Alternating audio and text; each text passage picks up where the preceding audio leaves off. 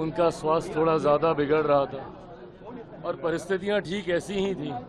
चुनाव का साल था वो, पहले चरण का नामांकन की शुरुआत हो रही थी और ठीक उसी बीच में उनका निधन हुआ।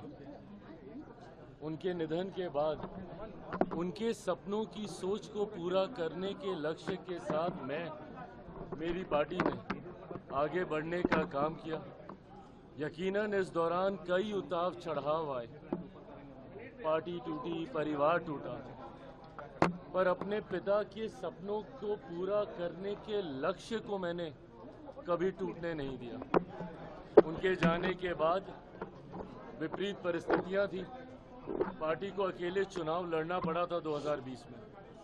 उस परिस्थिति का भी मैंने मजबूती से सामना किया, अकेले चुनाव लड़ा।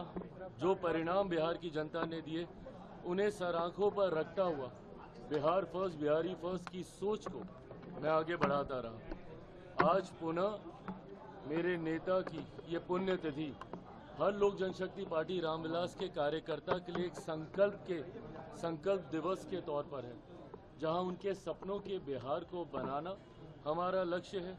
बिहार को फर्स्ट और बिहारियों को फर्स्ट बनाने की सोच के साथ, इस संकल्प के साथ आज के दिन लोक जनशक्ति पार्टी रामविलास का हर एक कार्यकर्ता चुनावी रण में उतरेगा और लक्ष्य सिर्फ और सिर्फ बिहार को एक विकसित राज्य बनाना होगा।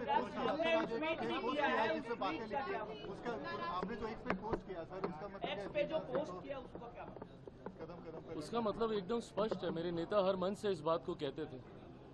आप उनकी पार्लियामेंट की स्पीचेस हों उसको सुने, आप उनके हर मंच पर दिए हुए भाषणों में सुनेंगे, कुछ बातें थी जिसको निरंतरता पे वो जनता के बीच बताने का कार्य करते थे, जिनमें से उनकी ये कुछ पंक्तियां हैं जिन्होंने हमेशा मुझे प्रेरणा दी है।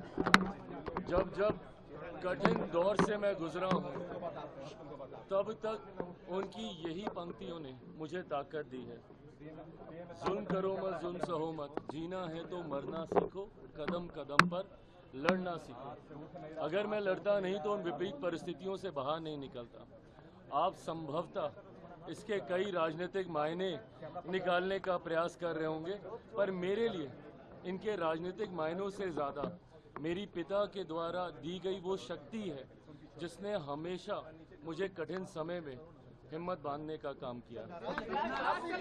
Thank you.